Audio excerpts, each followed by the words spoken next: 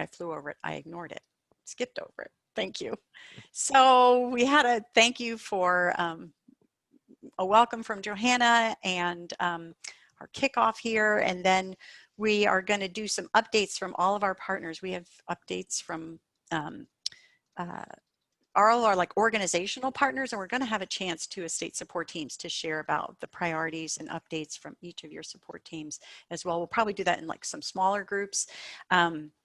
We want to sort of look at the data that we have to sort of set course, and I hope that you came with your regional priorities and what you've all been looking at data from your regions, and so I know you're coming with priorities and information there, so we want you to factor that into what we have brought as well. And then we'll do some questions and comments. And then what we really would love to do is that at the end, give that time for work groups to come together. And we'll be kind of thinking about what work groups do we want to have this year. And some of you are going to dive into work groups. Some of you are going to say, I have no margin and I'm not going to be in a work group right now. And that's always an option for you. So we just want you to know that kind of we'll end the day there. Okay, Tom, did I miss anything? Was there anything else we wanted to? All that right. Sounds good. All right. So if you'll kind of advance us to all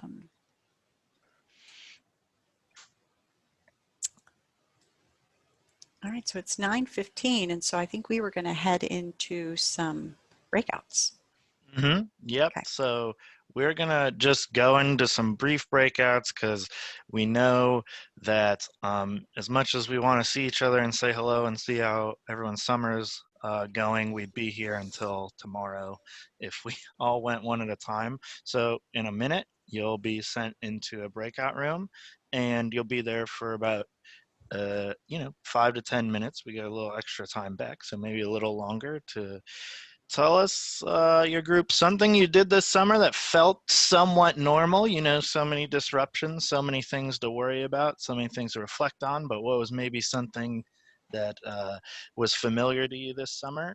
And what are you looking forward to learning in the network? So should be sent into a breakout room any second. We'll see you soon.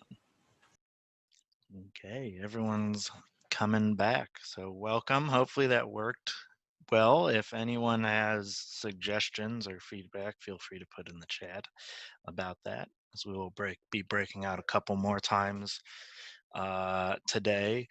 Yeah, but it's great to see you all and hear some of what's been going on in your lives this summer and beyond. So I think it is time to pop straight into our partner announcements. And we would really appreciate during this time, if it is not your turn to give an announcement, if you could pop off your video and microphone really quick, and that way we can see whoever is talking all the time when they're giving their announcements. And we really appreciate that. But with no further ado, we're just going to kind of run down in the order of the slides. So I'd love to introduce one of our new colleagues, new to this network, Lindsey Havey from the Office of Exceptional Children. And we got a chance to get together with Lindsey a week or two ago, and we're really excited to have her in the group. And so I'll let her take it from here.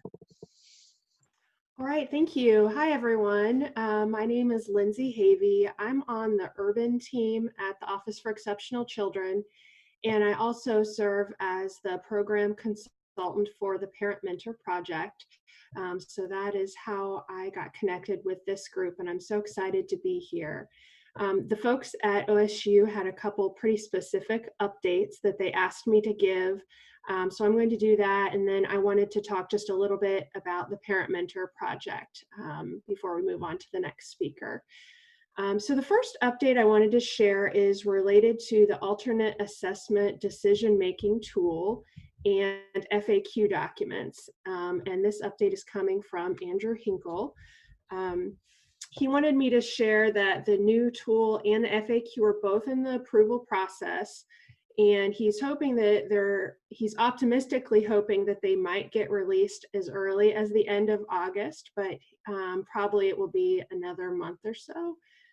And also especially relevant to this group is the development of some family FAQ documents. And right now those are being written, and they're starting to look at initial revisions for those. There are 3 of them right now, but I suppose it's possible they may get reformatted in a different way. But the 3 primary topics that will be in those family FAQ documents relative to the new alternate assessment tool are extended standards and instruction, participation in the alternate assessment, and just the alternate assessment itself.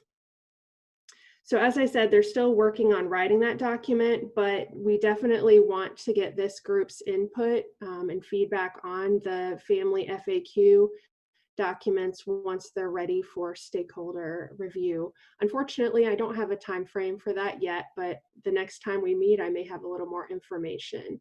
And if that stimulates any questions, please feel free to reach out to me on that. The second update I have is on surrogate parrot training, and I got this update from Heidi Kleinman in dispute resolution. She said that OEC was working with Ocali on updating this training, but unfortunately it got paused in March, as with so many other things, due to COVID. However, they are planning to restart here in the fall. When I talked with her about a week ago, she didn't have a time frame for that yet, but I know it was on her radar, and she's hoping to have an update on that soon and get working on that again. But that will still be in partnership with Ocali. And then the last thing I wanted to talk about is the Parent Mentor Project. As I said, I am lucky to serve as the program consultant for this group.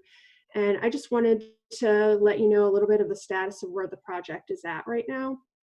The department is currently funding 76 grants, some federal, some state funded. I'm in the process of reviewing the grant applications that our districts are submitting, most of the way through that. So right now in Ohio, there are over 90 parent mentors. That number includes a number of self-funded districts, as well as the ones that we fund through the Department of Education. And I just wanted to encourage you, if you haven't checked the map recently, we have added some new parent mentors in different parts of the state that weren't previously covered.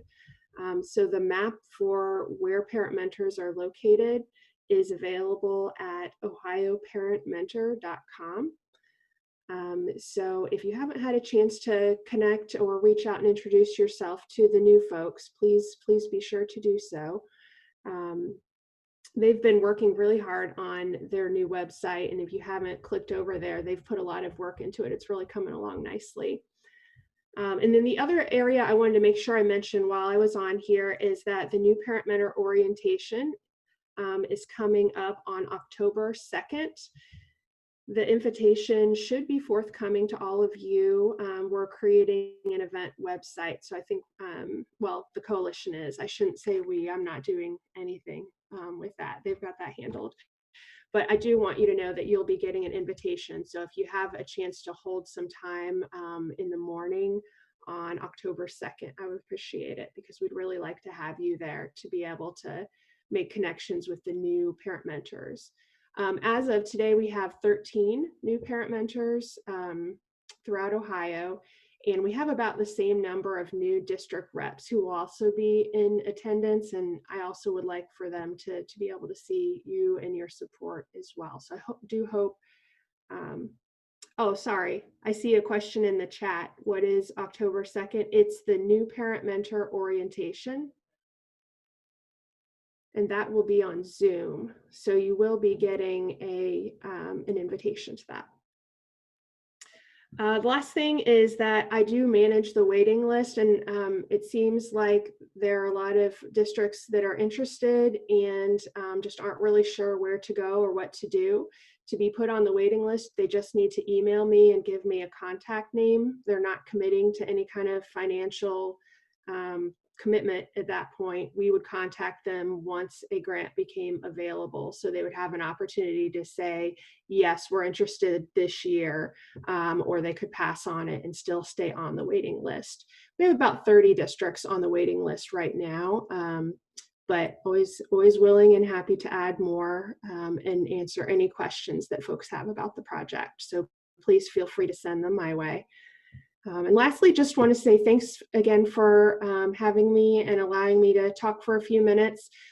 Please feel free to email me anytime with questions. I'm planning to attend all of the network meetings this year, so I'm happy to provide any updates that you need. So thanks, everybody.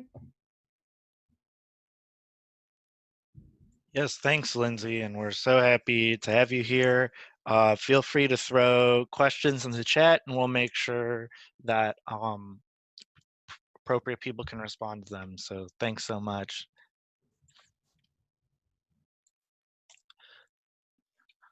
Up next, if they're ready, we have our colleague Alexandra Nardo from the Office of Integrated Student Supports. And Alexandra, we already have had some foster care question roll in this morning. So we're super pleased to have you here and very excited to start another year working with you in the Office of Integrated Student Supports. And we're excited to hear what you had to share with us. We know you've been working hard.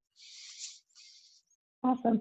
Well, thank you, Tom, and thank you, everybody, for having me today. I will look forward to getting to the foster care question. When I'm not doing family engagement work, that is kind of the second piece of my job. So I'll go ahead and throw my email in the chat, and I can connect with that person directly after this presentation. So a few just updates about some resources that we have coming out of the Office of Integrated Student Supports, specifically to support families and family engagement during this time as we get back into the 2020-2021 school year. And so the first thing that I just wanted to mention, I'm sure that everybody has seen it by now, but the ODE main page is set up. Specifically, the first thing that's on there is the reset and the restart guidance. And so right when you get on the main page, if you click on that, it'll take you directly to a specific web page for reset and restart. I know that there are different guidance documents coming out of all of our offices pretty much on a daily basis at this point. And so if you're looking for something specific to early learning, specific to student supports, specific to graduation requirements, specific to special education, all of that guidance will kind of be housed in that general area on ODE's website. Two resources, one of them that is out now and one that is forthcoming specifically relating to family engagement. About a week and a half ago, the department published family engagement guidance for reset and restart. The audience of that guidance document was for school leaders and for people that are working in the field.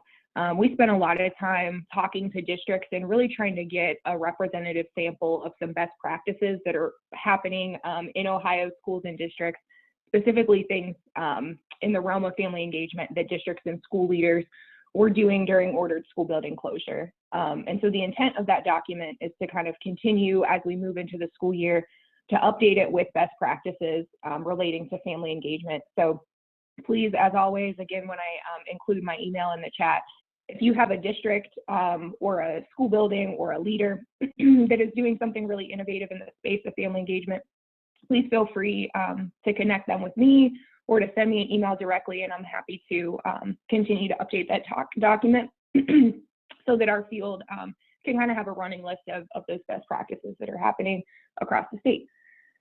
And then a forthcoming piece of guidance, during ordered school building closure, the department put out some guidance specifically for parents. So as a parent during this time, what are some helpful tips around communicating with your child's teacher in school, supporting learning at home, and then connecting with community partners in whatever way that might be necessary for you. So we are updating that as well and going to republish that piece of guidance specifically for families here within the coming months. And then the last update that I have is around the whole child framework that is coming out of the Office of Integrated Student Supports. So for the past year, our office has managed a work group of professionals from the mental health space, from the health education space, from other state agencies, from child services agencies, really looking at these 11 areas to support students that might not be academic centered, but really encompass the whole child and encompass wraparound supports. That framework should be released on the department's website within a month to 2 months.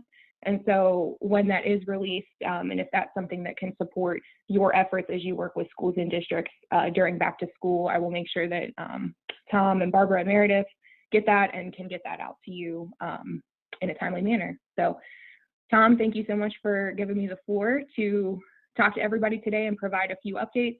I will go ahead and put my email in the chat. And as always, if there are any other questions I can answer, please feel free to send them my way. Yeah, absolutely. Thanks, Alexandra, and thanks for being here today and sharing all those updates. We know we've definitely been looking at the reset and restart materials from the department and are just super impressed with all the work and stakeholder engagement and things that went into making those useful and practical. And so appreciate that and appreciate you highlighting what's going on as we get started into the school year. So up next, we have our friends from the coalition, our parent mentors. Larissa is on the line today. Hopefully you had a great summer, and we're looking forward to hearing what our friends of the coalition are getting up to this school year. Okay, so we are still we're still serving parents. We're still serving them virtually via phone. We're still attending meetings as needed. We are the summer was slow. I worked in July, one of few that work during July, and it was pretty slow. I was kind of surprised, but in a way. But I think everybody is just so, the parents are just, they just don't know, and they just didn't want anything to do with it over the summer. So within the last week, the phone has started ringing a lot. So anyway, so we're just trying to, just to support our families as much as possible through this unprecedented time. You know, we're trying to support as well, you know, our districts and, you know, teachers and administrators, and, you know, we're just, it's just such a crazy time that we, you know, we're just, I honestly get tired of hearing the same thing, but when I say it, I'm like, oh yeah, okay, so we are in this all together. And that's one of the things that I personally, you know, I want to work together with the districts and with the families and help that student progress throughout the school year, because it's definitely going to be tough for everybody. And I know Johanna isn't on the call now, but just her passion and words that she had this morning, it's just, it's so true, and what a perfect person I feel for that position. So just a side note. But anyway, we're just trying to be there for families. We are doing a lot of virtual stuff. We're doing some webinars this fall instead of in-person trainings. I don't think, I mean, as of right now, we're still not attending meetings physically, just virtually. Hoping that will change. I'm sure everybody does. Let's see. I think that's, I mean, really that's it, because we haven't really got started and really seeing a whole lot of stuff with the districts right yet. Just everybody's different ways that they're starting. That's kind of confusing, you know, because all the districts have their own startup plans and what have you. So that's a little keeping us all on our toes, I'll just say. So anyway, but if there's anything y'all need from us, please give us a call. We're here to help everybody. So thank you. Sorry I don't have a whole lot, but that's just where we're at. Yeah. We really appreciate you sharing, Larissa. Such a great and important support to families out there, and such a interesting time to be working through with families. So we appreciate you and look forward to any future updates or ways that we can help or work together. So appreciate it. Sure, and I'm sure as time goes on, we're kind of waiting on all of our grants too. So we're kind of, everything's kind of ending this particular year. So anyway, so I'm sure as time moves forward, we'll have more updates to come. Just everything's just kind of up, just like everybody else. We're all just kind of hanging around. So anyway, but thank you for the opportunity. Yes, thank you. Yeah, absolutely. Just getting this year started. Can I hold on 1 second? I just saw a question come up. It would be nice if OCECD would do monthly office hours in the regions, just to find out what the needs are in sharing resources. Terry, can you elaborate on that? Because I'm not sure what you mean by that. In the spring, I know within our SST, we did office hours with the network groups within the districts, and that's how I connected with the Parrot mentors and OCECD in that time as well. But I think families have a need to have something like that, where they just know that, oh, the coalition, is out there, and they've set aside an hour, and people can register and come into that. And then on a monthly basis in the regions, then any updates or connections that are going on, or taking a pulse of what the needs are, and then you can bring that back and collaborate with ODE and stuff too, and with the parent mentors in those regions, just give it another opportunity of communication for families, because I know they're really scared going into the school year of understanding and worried about that their kids are getting enough kind of supports. But we don't have a lot of direct communication with families in the same way that we used to, at least in our SST. But through our collaborative partners, that's how we learn what some of the needs are. And then those are the kind of things we can incorporate with the districts, knowing that there's, maybe something that we can research and have some resources for them. I don't know if that's a need in other regions, but, that might be helpful up in this area a little bit. How about we talk about that later, because I'm not 100% sure I'm following exactly what you mean. So, Okay. Yeah, how about if we connect later on? Okay, that'd be great. Thanks. Love it. Love the collaboration already getting started this year. So very exciting. Okie dokie. So moving forwards now, wondering if our colleague Michelle Modal's on the line from the Outreach Center for Deafness and Blindness to share any updates that she might have.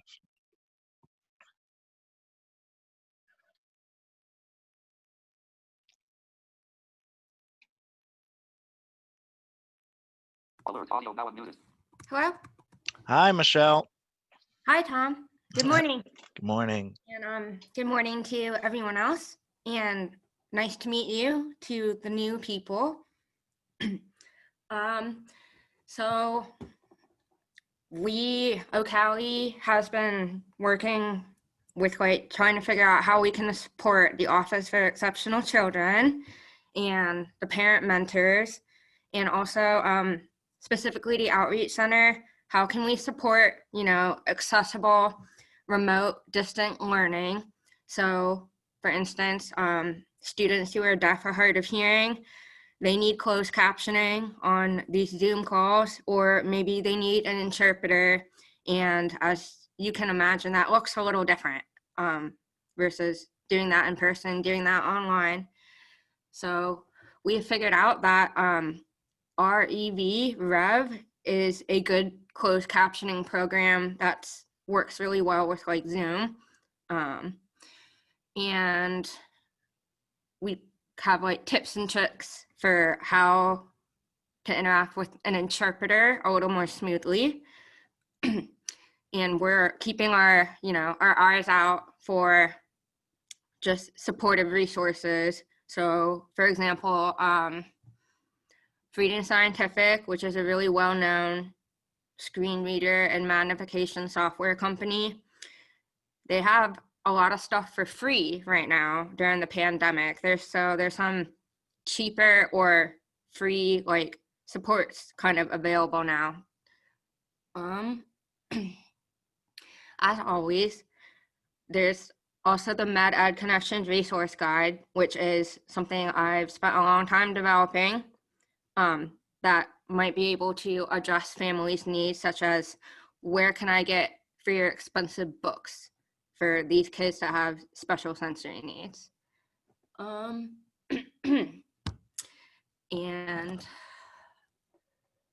that is all that I can really think of at the moment. Sometimes I get the impression that people are still feeling kind of overwhelmed. So I'm not trying to be too emailing to everybody, but yeah. So if you guys need any support, supporting children and families who have deafness or blindness, please feel free to reach out to me. I'm available to do that work. That's it. That's all I got. Thank you, Michelle. And we always appreciate hearing from you because you bring such actual practical tools to our fingertips that we can use with families. So thanks again. You're welcome. It's always a pleasure to be involved in these meetings. I really enjoy it. Oh, wonderful. So moving on, and then feel free also to reach out. Like Michelle said, she's got so many tools and resources. So if you're ever in a pinch, seems like she's the person to reach out to. So keep that in the back of your mind. Oh, wait, I'm sorry. I thought of one more thing. Sure. So OcaliCon is online now and registration is open. So that was the last thing I wanted to mention. Thanks. Amazing. Thank you. Moving forwards to our other colleague over at Ocali, but in the Family and Community Outreach Center. How are you today, Jen? Doing well. I'm glad to be here. As I was sharing with our smaller group this morning, it's just kind of exciting to be back with all of you again. So I'm, again, just happy to be here, and I'm glad I've got a few minutes to give you guys a couple updates from Ocali. A few things have already been shared, so this will be an easy update for me. Yeah, well, no, I think, Michelle, thank you for sharing OcaliCon. So that's where I was going to start, was just to let folks know that, as Michelle mentioned, we are going online this year. I think most of you probably have seen the communications coming from our conference team as they've been coming together to kind of carefully plan this out and really make sure that the conference itself is very engaging, that speakers are prepared because we will be doing everything virtual. What are some other things we can add in just to really help with networking? So we have actually officially opened up registration. Everything's available at ocalicon.org. The session sorter is not up yet, but that should be soon, where you'll be able to see the different presenters and topics. But there is this kind of a schedule at glance, so you get an idea of how we're planning out those days, as well as right now there's early bird registration. So I believe it's $200 right now for registration, but there's a couple other great resources that our team has pulled together that you can find on the OcaliCon website. Just so I encourage all of you guys to check it out and kind of keep following along. They do have a Facebook group, so that's a great place to get more information as it's rolling out. So I also invite you to join that if you haven't already. The second thing that I wanted to talk about is just as Michelle mentioned, I know Larissa mentioned, I think we're all kind of in the same place, is that, Ocali is also starting to gear up for this year. What are the needs of our families? What are the needs of the professionals? What are things that we can make sure we are able to help support them? What are some of the things that we can do? And I think we're piecing some things together. We're looking at what are some of the resources we currently have, what are some things we need to develop, and we're really trying to listen to the field to find out what that need is, just like everybody else. So more to come on that in the coming weeks. We are kind of pulling together some different types of webinars, trainings, resources to, again, kind of support this remote learning and making sure that students are really having as much success as possible, and the supports that are there with their families, that they're feeling really well supported and able to contribute to that successful experience for their child, and how the professionals are also involved. I know in the spring we launched the Here to Help kind of campaign, where we were sharing resources and some brief videos. And I just wanted to mention that those are still up. There's still some great things there that folks could access right now, as I think Michelle kind of mentioned about just adding, captions, adding audio description, how to do, have an accessible Zoom meeting. So some of those resources are still things that folks can access now, kind of help prepare them as they are looking at how they're going to provide instruction remotely. And also families also can access those same resources, just to understand on their side of it, what are some things that maybe they could do to help set up the environment for their child. I was also going to mention the surrogate parent training. I know Lindsey already shared a little bit about that. We are excited to be able to start that conversation again with the department, and kind of figure out where we go next. And hopefully in the next month or so, we'll have some more information that I could bring back to this group as far as the plan and what we're going to be doing with getting that tool updated. And I think also looking at how we could make it what the platform will look like to make it a little more engaging and accessible. And then finally, back in February, I had an opportunity to gather feedback from all of you for a training that I was working with our Center for the Young Child on, preparing for early child care professionals. That training or that seminar did launch last month, and that seminar is focused on family-centered services. So it was really exciting to be able to take the feedback from all of you and be able to pull together a tool that really helps support kind of that introduction for folks, for families as they're starting to learn systems and navigating different things, and making sure that they can get resources for their child, and really having kind of that successful start to life. The seminar includes 6 different units. It's focused on family-centered services, and a couple other things we really wanted to make sure we were focusing on, again, kind of going back to that core of understanding families. So looking at family well-being, looking at family just awareness and responsiveness, looking at culture, looking at effective communication, building relationships, as well as helping families become leaders and advocate for their child. So just really excited to be able to have that out there for it. It was designed for developmental specialists or early care and education professionals, but really it's a tool that I think would benefit anyone working with families, and just really understanding families and being able to create that relationship where you're kind of coming together to really support the family and the child, and just having successful outcomes. So that resource can be found on the Ocali webpage under the Center for the Young Child. There is because it is a certificate or a course for a certificate, there is a small fee for accessing the resource. But again, there's information there that you can check out. And let's see here.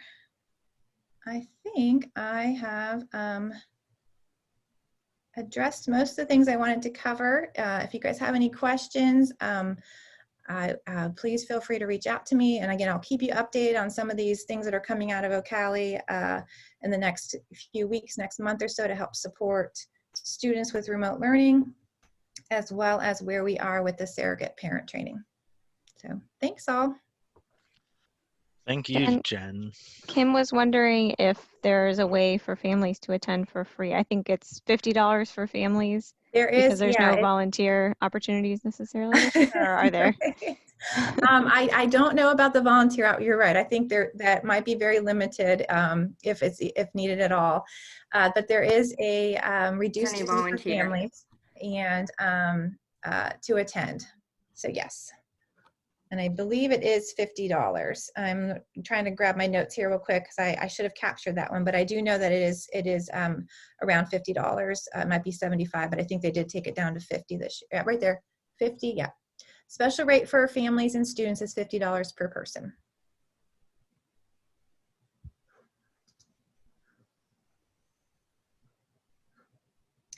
I'm just glancing at the chat real quick here to see if there's any other questions.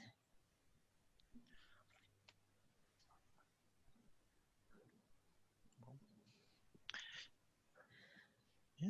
So I think there was a question about captions. Oh, I see. Okay, up above. Oh yeah, Google Slides, great. Yeah, Google Slides and PowerPoint, yes, they both offer, I definitely encourage folks when you are presenting to activate those items because it does offer, at least when with presenting.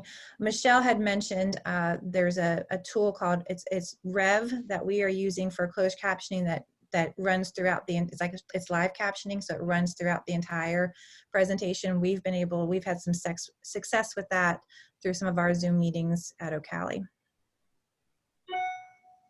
Very cool. We appreciate everything to share today. Again, participants, if you got questions, we'll be sure to try to funnel them to the appropriate person, but we appreciate you sharing with us today, Jen. Yeah, thank you. Thank you. So we have one more update.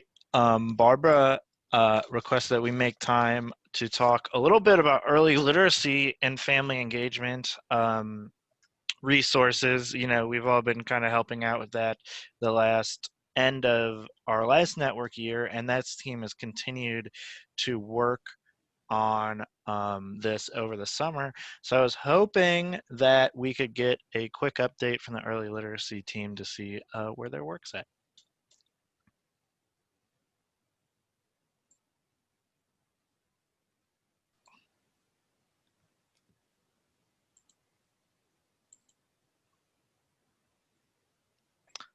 So I'm wondering, Heidi, would you be able to?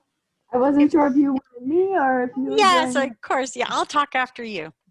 Okay, so our work group is extremely excited because we have added to the examples document, and now we've created a PowerPoint to also go along with the rubric, and we've also attempted to embed little Loom videos inside each one of the 6 buckets of the Epstein's framework. And so you almost feel like you have your own little personal coach as you go through the PowerPoint, and you have different voices. And basically you can run the PowerPoint, and the coach there, the little Loom video of the person will kind of guide you through the rubric. So I think it's a fantastic resource, and I'm really excited about the work. So I'm hoping that we'll be able to, our work group is getting together this afternoon, and we're hoping that that's going to be released very soon. So, but I think it's like going to be really awesome to be able to share with you. So, and please, folks from my work group, add to the conversation. Thank you for sharing there. And we're going to talk about all of our work groups a little bit later, but man, just so much momentum around early literacy the last couple of years, and we appreciate all the work that you all have been doing.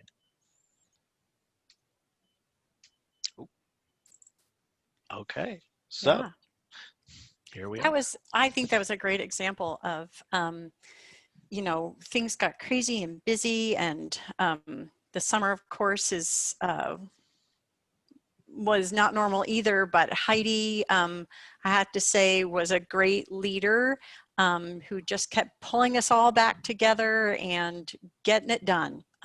and also taking it up a notch with the Loom videos and the coaching. So I'm excited about those resources that came out. Definitely sort of ended the race strong with that. So thanks, Heidi. So I'm going to talk here and give a quick update about the Family Engagement Center. So just want to first point you all to the Leadership Summit, the Family Engagement Leadership Summit on September 17th. Please register if you're able to attend. We will be recording everything. We are excited to have a keynote from Michelle Brooks, who was the family engagement leader for Boston Public Schools. We'll have an address from the superintendent as well. We're going to have a panel of 4 superintendents from suburban, urban, and rural districts to talk about their leadership during this spring and summer and fall, and how they are approaching family engagement in their districts. And then we're going to have sessions. And if you go to our website and you click on this link, this picture that you see here on the page, that will take you to a rundown of all the different topics. And then Tom is now building this out, adding more descriptions, adding bios of presenters and that sort of thing. So if you register, then you'll get a link to a page that will have the live Zoom links, and you'll be able to it's free, and you'll be able then to attend as many of the different sessions as you can. And we will, after the sessions are over, we'll place the recordings there. Instead of the Zoom link, you'll see the link to the recording. So we hope that you will take advantage of this, and also encourage the leaders in your regions to attend as well. So that's that. Our next, Tom, there we go. Okay, so we hope that you also are subscribed to our newsletter. And it's, we call it a newsletter, and it's not a newsletter. We're going to gradually probably change the name of this to like being an information brief or a focused publication on a topic. So we've had topics on communicating with people in large groups, communicating with families in one-on-one, communicating with families in smaller groups. We've had different editions on lots of different topics. The next one coming out is going to be on building trust. And got a kudos to Hadley Bachman and our team, who takes the leadership to get this newsletter out the door every time, because it's not always a light lift. It's, so we have had sessions and we embed within these newsletters examples from school districts, tools that we have built or we've located and want to point you to, and your school districts too. So we hope that you will also encourage folks to subscribe to this on our website. If you go to About Us, it's under News and Guidance. So that's a place where you can connect to that. The Partnerships for Literacy work, that we started that with and are still moving forward with that. You are coaching districts in your region to implement Partnerships for Literacy in either the first or second cohort. But we decided to take those lessons that we learned to sort of improve this, keep moving it forward. And we are outside of the Spedake district. We decided to kind of do a focused initiative with just some rural districts in Ohio. And so you see on the screen the rural districts in Ohio that have opted in to receive training and to implement the Partnerships for Literacy model in their districts this year. So as you see them, we are taking this on sort of with our team, and but we would welcome your role as a coach or as a supporter, or even just as in any way. So you can either step out of this and say, I'm going to let this just go on without me. Or if you want to step in and say, hey, I want to be right in the middle of really supporting this district as they do this, you can do that as well. But we're excited to be taking Partnerships for Literacy to some districts beyond our Spedake districts. And we are also getting moving on what we are calling our Grand Understandings project. So we had a group here at our center at Ohio State complete a lit review of grandparenting school-age children and the implications for education for those students, and the implications for what those families need, the strengths and that they bring, and also the unique challenges that they face, and also for schools. And so we are starting too, we'll have ready very soon for you some information briefs, some documents and things that you can utilize in conversations with schools and conversations with grandparents. And then we hope to kind of keep stepping this forward and have a program that we can implement with schools pretty soon. And so we'll be looking for some districts to pilot that, or some actually school buildings to pilot that. So that's another piece that's coming along. And I think our next slide is about the family financial literacy. So we have a group at Ohio State that is developing some financial literacy modules that families would be able to participate on their phone. They are developing those this fall. These will be ready for families to implement in January, and we're really hoping that it's helpful to families who have really experienced job loss and really hard budgeting times during during the pandemic. And so what we're also asking this team at Ohio State of folks who are family financial literacy experts to also build into this ways of families to talk with their middle school children about family finances. That we've been looking at the research behind how that sort of reduces stress for families when they are communicating with their children and with one another about their finances. So this will be coming, and this is something that we hope to have at least 600 families in Ohio pilot for us, and so that will be something coming around, and we'll be telling you more about this year as we develop this. And then the National Network of Partnership Schools, woohoo! We are getting rolling on this. So we have, you know, this Thursday is our sort of refresher for our state support teams with Joyce Epstein. And then on Thursday, we'll also be sending to all of you the links to register for the district leader training and for the school team training. And there'll also be a short webinar available prior to that for just school leaders, superintendents, and others who just want to kind of get a short update on and build their awareness about the model. So same sort of schedule of trainings. It's all virtual. It's all a little shorter. And those will be coming out on Thursday, tomorrow. So we're moving forward with that. We're excited about this, and we truly feel like high impact family engagement, the family engagement is, and the strategies that we're using in this model are applicable no matter what method of instruction we are using and how we're reaching families. If we're in a remote learning environment, if we're in blended, if we're together face to face, that this will help equip our schools to put those systems and plans and practices in place that are going to help them really be partnering with families in an improved way. So that is,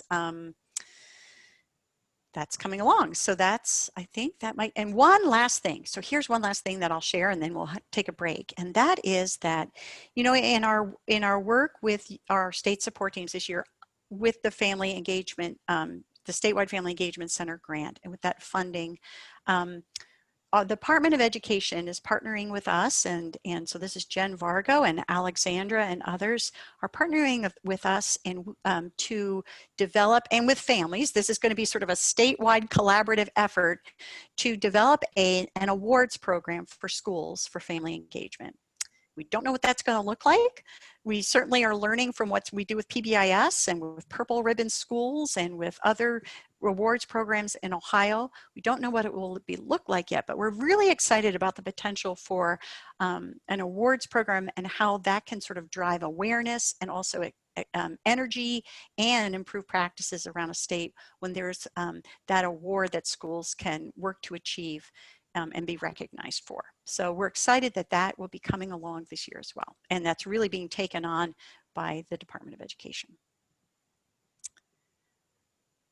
So I think that's it for my update. Tom, do we have 10 minutes for our break? Excuse me, I was on mute there. Yep, we got 10 minutes for our break starting right about now. I'll set a timer on the screen for everyone and hopefully see you back here in 10 minutes with a fresh cup of coffee or glass of water, whatever you need. Okie dokie, welcome back to the party, everybody. I hope you got whatever you need to do done in the 10 minutes. We're going to finish strong here. This is a kind of a shorter gathering today. We're going to be working for about the next hour or so to kind of reset where this network's headed and what we're going to work on as a professional networking community.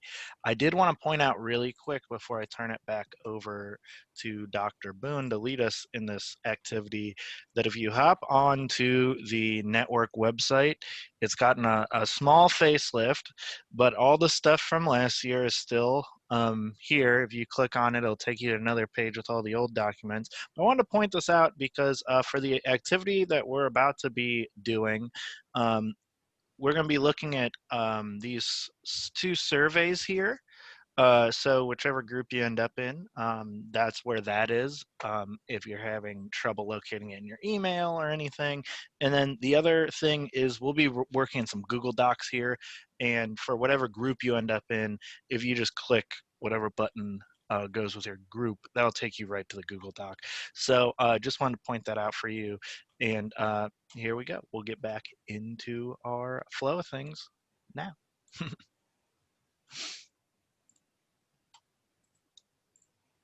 Okay. Well, thanks for the break, Tom. That was great. And on let's see, my video's on and mic's okay? Okay, great. So we would like to spend a little bit of time reviewing a few data sources that we have and setting our priorities for this year. That's been a practice of this network for a while now, is to kind of use some of this early time to kind of set the course for the year for what do we want to have work groups around, and what do we what sort of professional development do we want to have when we get together, and what you know, what are different ways we want to partner. And so I want to anchor that back in our logic model that we created together. And you'll see here the Family and Community Engagement Network activities are that sort of far left column. It's the things that we do that we hope then lead to activities that occur in your outcomes for your state support team and at Ohio State, and what districts will do and what teachers will do. We tried to really think through that, and we know that the performance agreement has been updated, and at some point in time soon there'll be a new performance agreement, and we'll make sure that we anchor this in that as well. But for now, if we focus on that far left column, which Tom has pulled out and put here for us, we see that as a network, we said what we would do is we would try to help to guide state support team, family and community engagement responsibilities, and to showcase the work of the state support teams, schools, and partners. And I think many of you received the most recent Voices from the Field report and are providing any last minute feedback on that so we can get that put out. But that's one of the ways that we showcase the work. Connecting Ohio's work with national family and community engagement research. Also developing training, tools, and resources for districts, much like the PBIS tools that have been developed or that early literacy resources document. That's just an example of the great tools that are coming out of this group. And I know our Great Meetings work group also is going to be wrapping up some of the tools that got started, but that group really tried to shift and pivot with our remote learning changes last year. So I know that we have some things that'll be coming out of that group pretty soon. We want to promote collaboration across state support teams and sharing. We want to promote integration of family engagement into other initiatives, and then provide professional development for us, for all of you, for our partners in evidence-based practices, and build all of our capacity to share best practices. So that's kind of where we aim when we're trying to think about, well, what are we going to do this year? That's our commitment. And at some point in time, we'll revisit our logic model, but for now, we're going to kind of stay anchored there. Thanks, Tom. And if anyone has questions about logic model and where to find that, and we're happy to do that. But I think it's always good to kind of know what we're situated, what we're doing, and why we're doing it, and what are those implications we want for districts and for classroom teachers and for families and our students. So we have two sets of data sources this year. As you know, we have less data sources because we had a lot less data collection going on. We last year were able to use the indicator 8, the parent survey for families of students with disabilities, but that is taking place this fall. This fall will be the administration of the new piloted survey, and that's going to be now, and then it'll be happening again in the spring, but we don't have last spring's data like we did last year. So what we have to bring to the table this year is the survey results from all of you from last spring.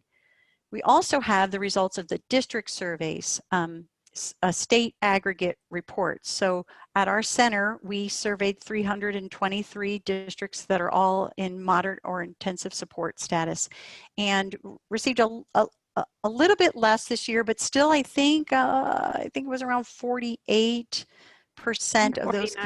49. So still a good percentage of those coming back, considering the state we were all in the spring to get that response for survey. So we're glad for that. So those are two data sources we have, as well as your informed perspectives and what you've been hearing from families, what you've in those planning meetings that you've had in your regions. We are also hoping that you are bringing those priorities and those perspectives of the data that you've already worked through in your regions. So we have a protocol set up for us to work through, and we have some folks who will facilitate this. We've got some Google group docs we'll work through in different work groups.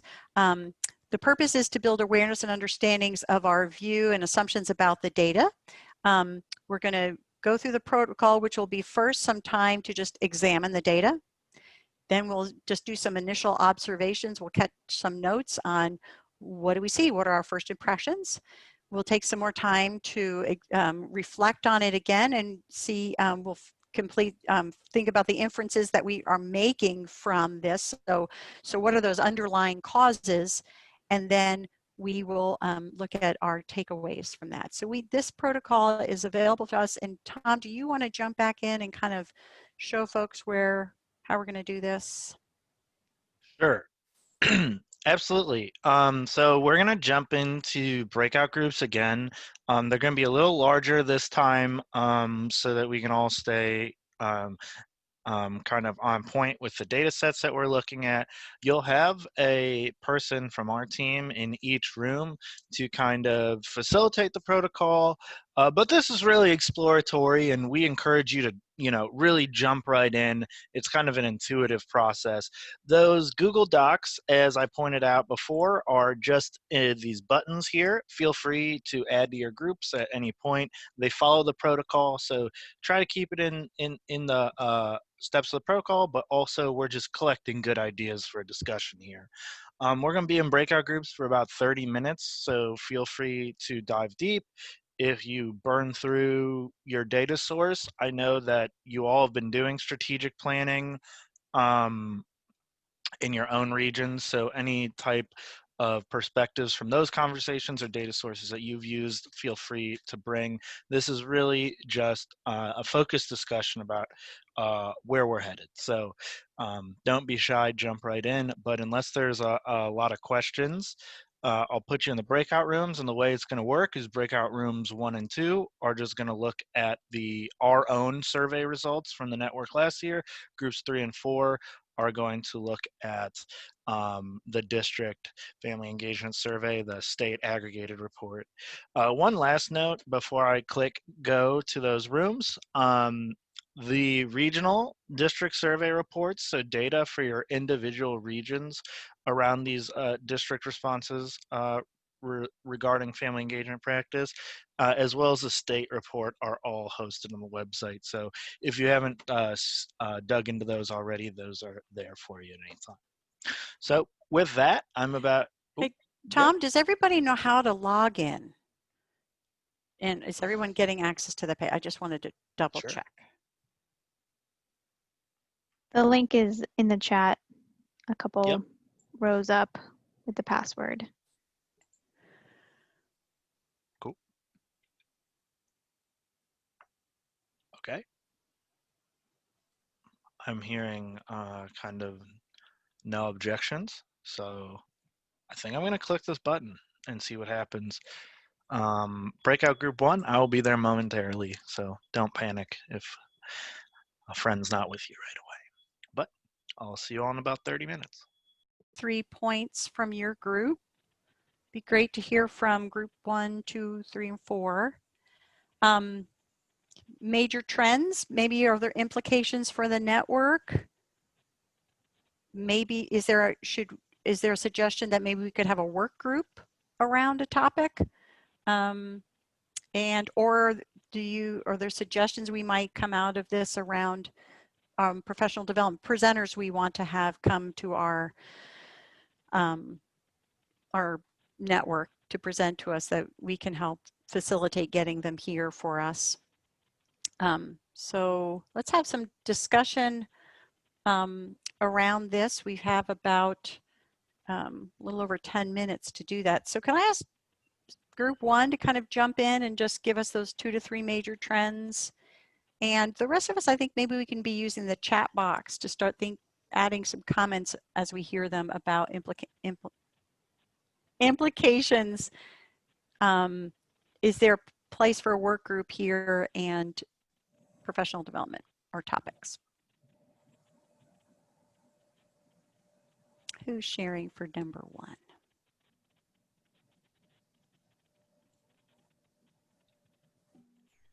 Tom, was that us? Oh yes, that is us. I would like if someone else. We did have a culminating event. We feel good about it. I would like if someone other than me shared though. So.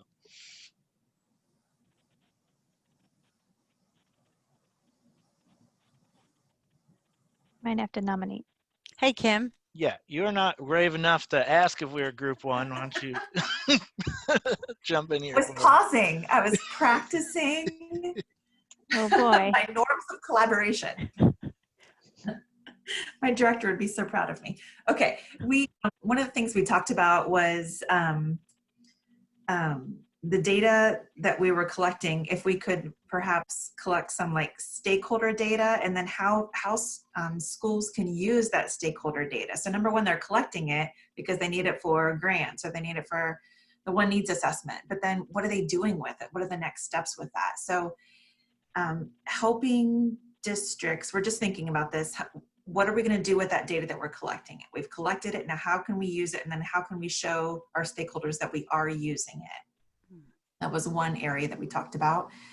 And the other area we talked about was, somebody remind me real quickly. I just had it. Anybody? the setting borders, or just finding where we share, with a focus on students with disabilities, with a focus on family engagement that includes all students.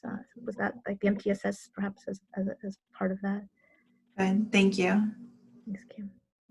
And resources, the other one, it was great that we were able to, I think 100% of the participants to the survey responded that they felt that we had a great opportunities to network and partnership with each other.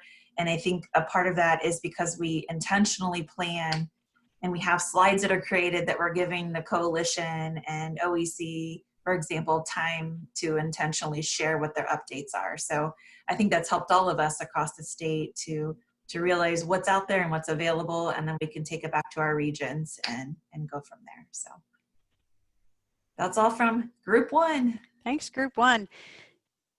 Hey, Jackie, would you be willing to be our speaker for group 2? Sure, no problem. So group 2, we looked at the data around the SST consultants' view of how Barb's team ran, facilitated, supported us with the FCE network. So that also includes responses not just from SST consultants, but any partners who are also on this team. So guys, we think that they did a really amazing job. Of course, we saw a lot of positive trends. I think one of the big takeaways was the area of growth that was identified was the need for resources around family engagement. And I mean, we have that amazing website, and everyone, you know, said that that was exceeding our expectations. So we saw just a consistency of positive trends. There was some inconsistencies around some individuals who might not feel confident about holding family engagement, professional development, or networking in their region, or that perhaps what they're doing in their region isn't as adequate as what may be happening around the state. So we did see that. So maybe just that internal capacity, working with some consultants or teaming, that might be some way that we could influence that. And then, you know, overall, there's not a need really for any radical adjustments. What's happening with this network and the framework that we're using seems to be working. But one area that could be an area of focus for this coming year for the network could be really ensuring that we continue to integrate family engagement into all of our SST practices. And that kind of wrapped up our discussion. Did I hit everything, group 2? Thanks, Jackie. Mm-hmm. Group 3. All right, so I facilitated group 3, and if anybody's passionate about speaking, you're welcome to, or I can share what we discussed. Let's see here, we took a lot of notes and observations. So we looked at the state report, overall state report of the district family engagement survey that mainly the district leaders would have filled out. And there were some main points that we drew from it was that there were 3 top needs for training that people are seeking. And we might want to think about that in your upcoming year and your meetings of maybe PD or discussions. But obviously it's evolving around the time right now that we're in. And so the number 1 need was more family engagement in remote learning. Number 2 was more training in mental health and trauma. And number 3 was more training in early literacy. From that, we also kind of were impressed that there is some training being given, but then we were wondering, well, what qualifies that training? Are they just having people, are they just saying that, you know, if people show up to something, then that's considered a training? So we might want to try to really dig deeper into defining what a training is for them, and getting feedback from that particular training so that you can define it more as a training. I don't know. Another thing that, let's see, we noticed here, the way that they're evaluating family engagement impact, the top 2 ways that most people are evaluating their impact is through event attendance and through informal feedback. So again, we feel like there needs to be they need to dig deeper a little bit there to define how they're getting their family engagement impact. And then what was one last thing here?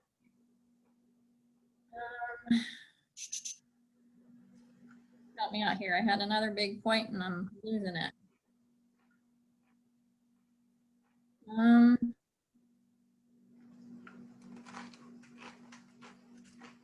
Training. Anyone else from their group? Yeah.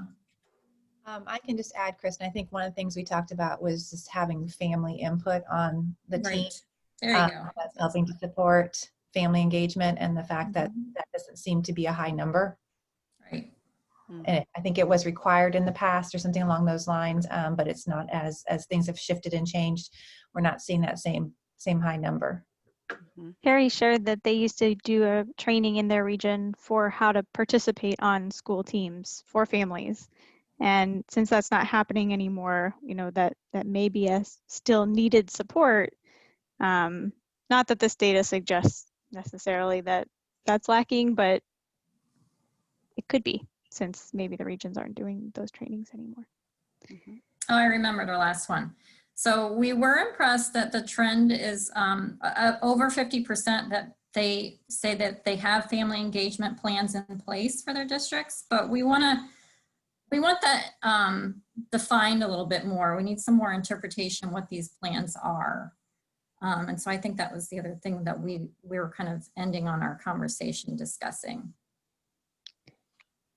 Oh, I thanks. threw out a possibility for our network that as each region kind of reviews their data, if they see some sort of high flyers emerging, so not necessarily the ones that are just measuring family engagement as attendance at events, but the ones that are doing focus groups with families and annual surveys, and if we could get a little bit more information from those high flyers about what they're doing and the impact it's having, then, you know, as a state center and as a network, we can really showcase the work that's happening around the state. So just encouraging people to look at those high flyers. Thanks, Meredith. How about group 4? I was on group 4. Is there anyone from group 4 that would like to share?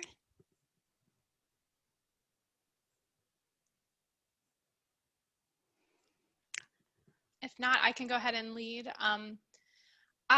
We noticed many of the similar things to so we looked at the same data as group 3 did. We noticed that over half the districts do not have a formal way to evaluate their FCE efforts, despite 72 of them having a plan. We noticed also that many districts did not have much full-time equivalent staff dedicated to family engagement, and a large number of districts, 46 plus 117, do not at all or only informally track family engagement. And so a pattern from that is just the FCE efforts not being formally evaluated, and then not really having someone leading or supporting, designated to support these efforts. We noticed that there were a lot of PD topics requested, specifically remote learning, communication, literacy, mental health, grandparents.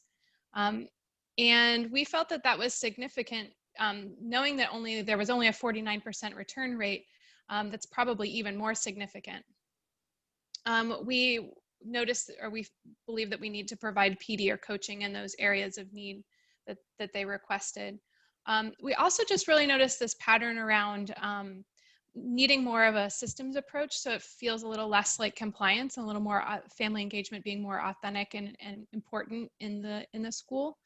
So we talked about discussing or evaluating district plans and coaching them on how to reach more families, providing PD and coaching on a systems approach, conducting root cause analysis on data that we find greatest concern. So those were just some of the things. I think that echoes a lot of what group 3 said. Thanks, Hadley. Anybody from my group able to add any more to that?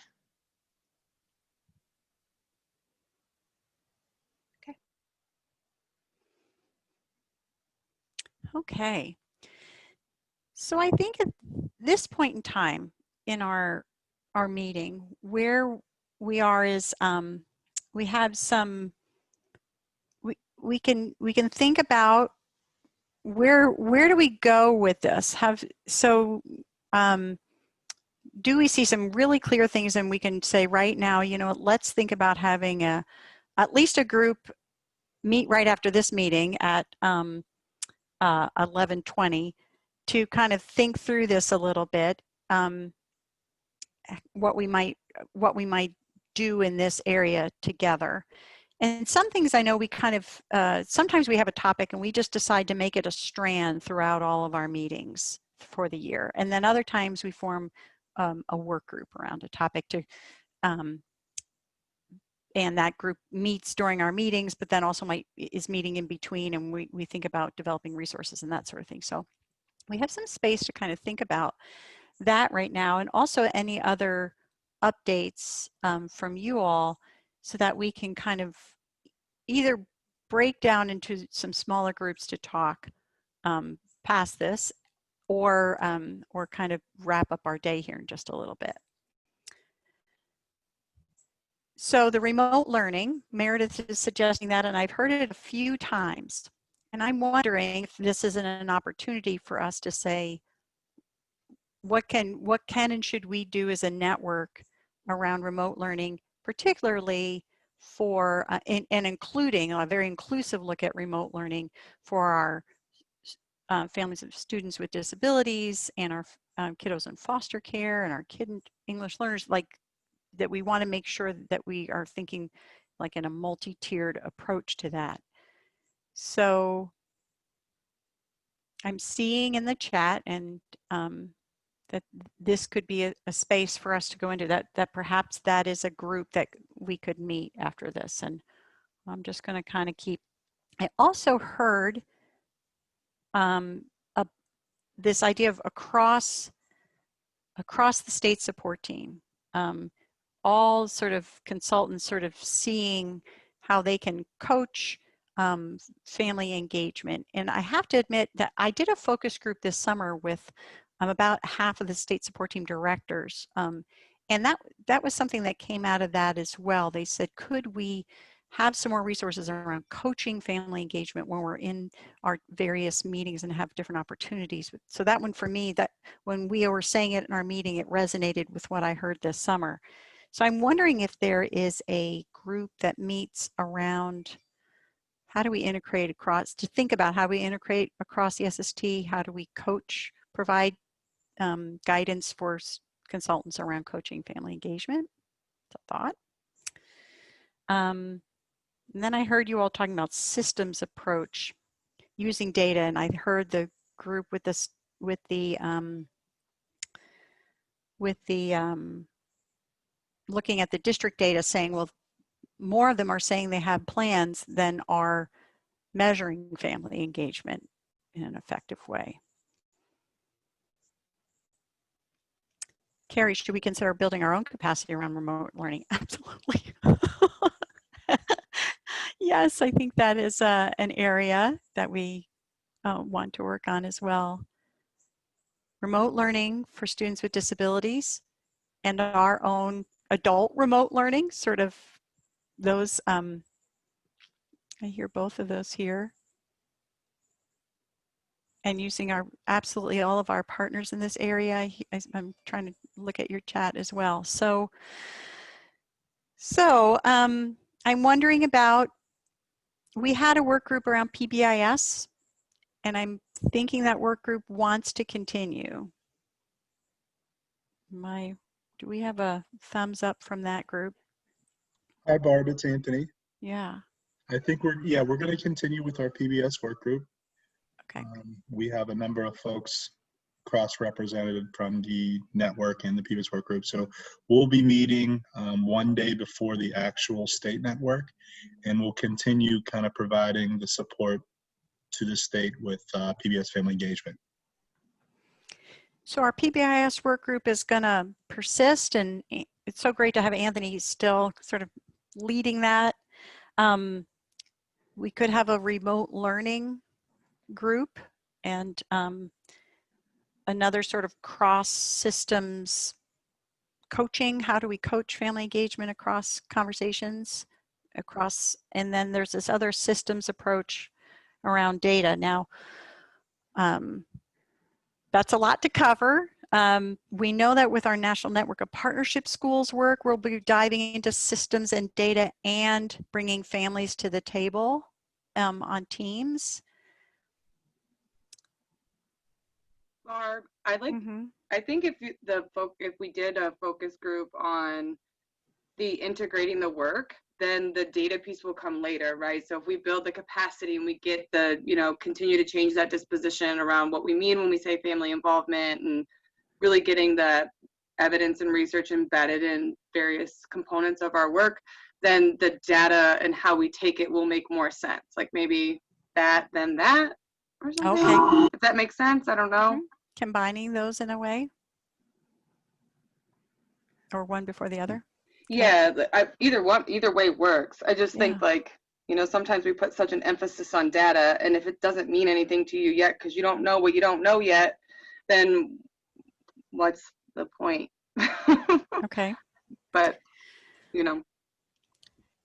Barb? I like that idea as well, of the Barb? integration of the work. Oh. Okay, thank you. Oh, I know Ed, let's hear from Ed, and also Matthew, you posted something. It'd be great to hear from Matthew, but maybe Ed and then Matthew.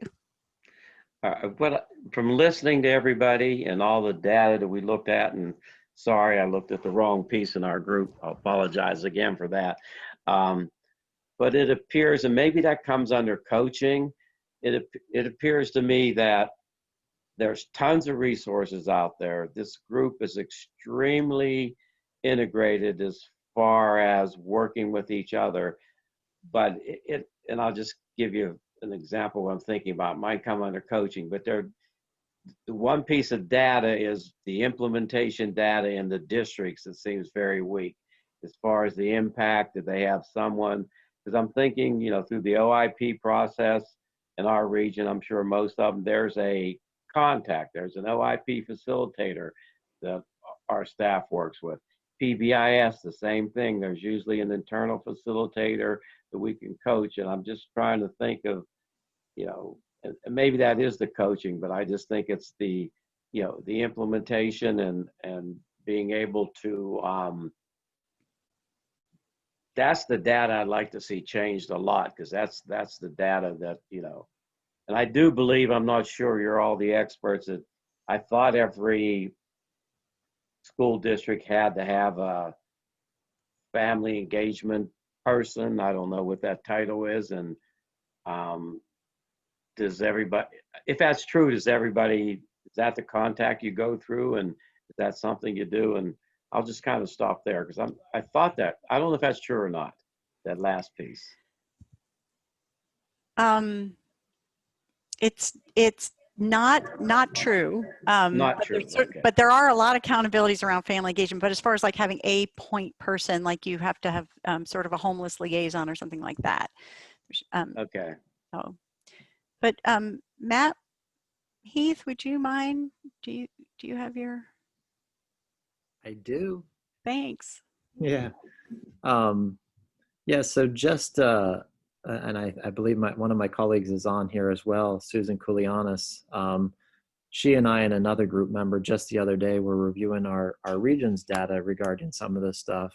And we were missing a couple other members. So we'll probably delve in a little deeper in the coming week. But we were looking over this just the other day. And for me, it's a little bit alarming to look at a survey question. And I guess the question that I'm relating, or I'm referencing, is question 10 on that district survey report regarding our schools could benefit from training for our staff and family engagement related to that's the one that I'm referencing. And I believe Kristen was also she brought that up because I talked about that in our group, in our breakout room as well. But our three areas, our top three sort of, I'll call them priorities in our region, were the exact same throughout the state. And that causes some pause for me, because I think, we all sort of operate similar to, I guess what I'll reference is, when you read the back of that shampoo bottle or that bottle of conditioner, it says wash, rinse, repeat. A lot of what we do, a lot of series that we build, a lot of PD or trainings that we build go from year to year to year to year. We're either continuing them, we're either building off of, we're either building onto them, but a lot of it's, we're doing a lot of the same things again and again. And then when you see survey results like this that come out and they say, and again, these are from superintendents. So from the people that we're trying to please the most in our positions as state support team consultants or whatever position you might hold, here's information coming directly from the source saying, this is what we need, or this is what our staff needs the most, right? They need to know or learn more about how to engage families during remote learning, how to engage families in early literacy, how to engage families in mental health and trauma. What are we doing about it? These are the top three things they identified across the state. But as a result, are we planning accordingly as far as as far as our year goes, as far as our sessions or our trainings go, or are we just maintaining what we've always done? Because I know in some cases that the latter is more the truth than what I would like to admit it to be. So again, that raises some serious concerns for me, because I'm like, again, they're asking, they're telling, but what are we doing, as a result of it? So I guess I'll get off my pedestal now. No, Matt, so you are sort of in the right place. And so what I'm hearing you say is, and I think, I'm checking my understanding. What are we doing regionally in response to it? And then what are we as a group let's hone in here and say, let's choose some of these top ones and really focus there, and pull together the resources that already exist and utilize those in the field, make them available to our districts, or let's build if it's not there already. Is that what I'm hearing you saying? Yeah, absolutely. Initially I wasn't putting it on the work of the network or on the shoulders of the network. Not that this group couldn't tackle that, but again, regionally, I have to think, what are we doing regionally? Because again, it's not just a region concern, it's a state concern. So I think it's pretty safe to say that everyone's looking for this sort of guidance, at least during these times. Next year, obviously, it's going to be something completely different. Maybe we're back to the normal or whatever the new norm. I don't know if there's ever going to be a go back to the normal. In fact, in some cases, I hope there isn't a let's go back to the old norm, because I think that we've made a lot of changes that have been beneficial. So as far as who does the work, I guess I don't care who ends up doing the work. But I do think that, from a regional perspective, I think it does need to be something that each region perhaps, sort of takes a more sort of intense or deeper look into, because this is what's needed right now. This is what's needed for this time. It doesn't make it, doesn't make it wrong, doesn't make it right, but it's what they're asking for right now. And you know how it goes. If you don't answer the question or the call to for help, it's easy to sort of get left behind or get forgotten about. It's like building relationships. You can put the time in now, and maybe they pay dividends later, or you can ignore it and perhaps not have those sort of things to fall back on later. So I don't know. You can look at it a lot of different ways.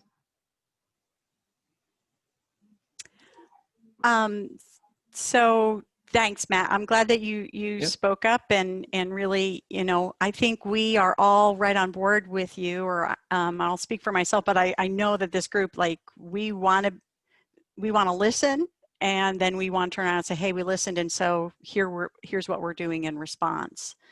So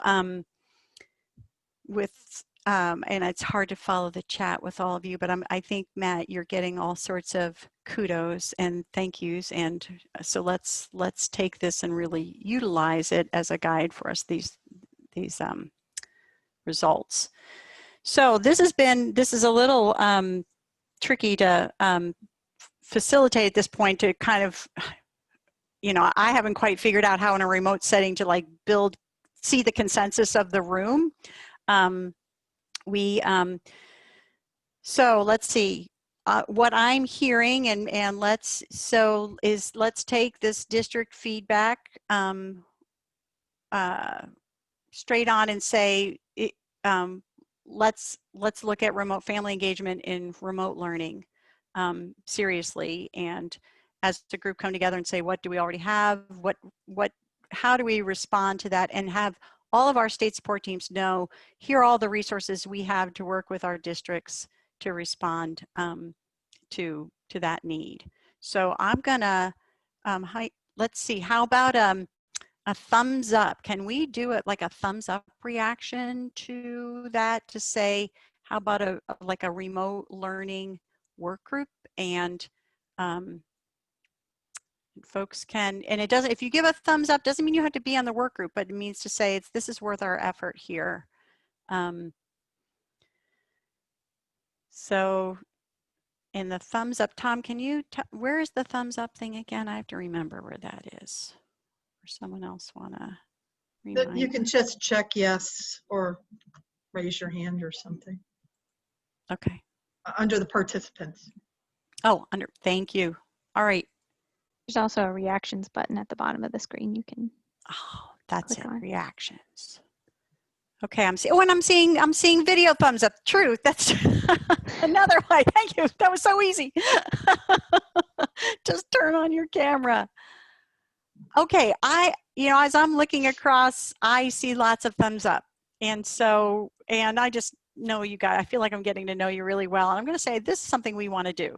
So let's, we're going to close here in a little bit. And folks who say, I've got the margin in my time, I've got the interest, I'd like to spend some time working together, and we will certainly try to make this, doable. This is sort of a can do, not a must do. And it's an opportunity for us to then have resources and things to share with our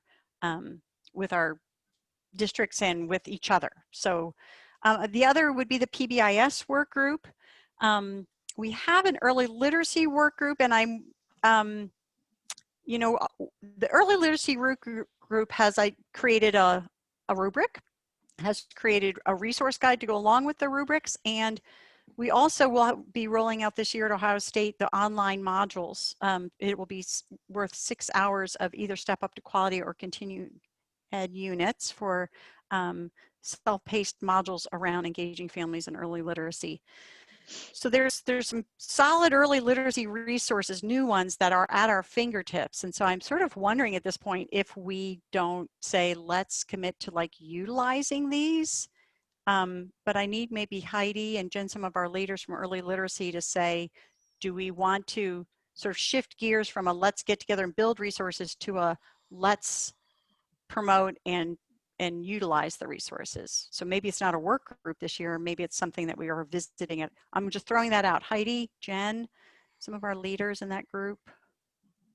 Barbara, I'm not a leader, I'm a newcomer yeah. to that group, but I think we're going to have a lot of information coming out of the implementation piece of that work group, as you just described, including what Ed brought up about coaching and some scenarios and coaching questions around those looms that we made around the rubric as we work with districts and pilot that work. We could take care of some of that, the requests for coaching. Mm-hmm. Okay, so let's keep our early literacy work group together. It sounds like that maybe the focus of that group is going to shift a little bit to coaching. And then there's this one other thing that was really around across the SST systems, looking at data. How do we coach this? How do we support that change in a system at the district level? And I'm wondering if that is let's see, PBIS, if we did a systems and coaching group, if we did a literacy and remote learning, that would be 4 different groups. Am I leaving anything out just because I have limited brain space and I'm missing something here? Is that great meetings group part of those work groups? Is that or is that let's hear from them. We could certainly continue. That group can certainly continue. I'm not, yes, we will support that. That's, I guess, what are we hearing? That group, anyone from that group? Yeah. Well, Oh, and Tom, go ahead. Tom, please jump in here. yeah, and I will, whoever from the group wants to talk, I just wanted to say really quick an idea that I had about this, because there is so much work invested in that work group, and we are kind of on the precipice of a tangible product to share with people. But I'm wondering if the focus on that group is to kind of continue what we're doing, but then it also folds in to this idea of virtual learning environments. It's just more of an adult type side of that. So I'm wondering if those two things could come together at once, but I definitely don't want to abandon the great work that this team has put forth. Yeah. Okay. I could definitely see it being used in one of the other work groups as a resource, especially the remote learning. Mm-hmm. Mm-hmm. Okay. So for the remainder of our time, and Tom, help me out here so I keep us all, I'm in the right zone. Mm-hmm.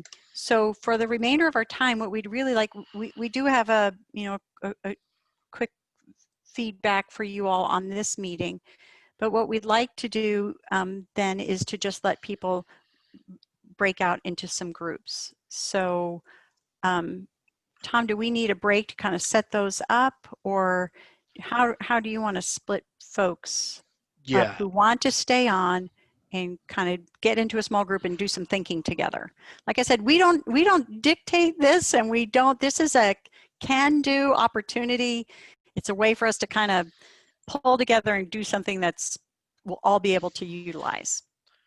Absolutely. So a couple of things as we wrap up here. I think number one, if you wouldn't mind throwing in the chat a takeaway and a next step from this meeting, just to kind of galvanize our thoughts around what we talked about the last hour or so.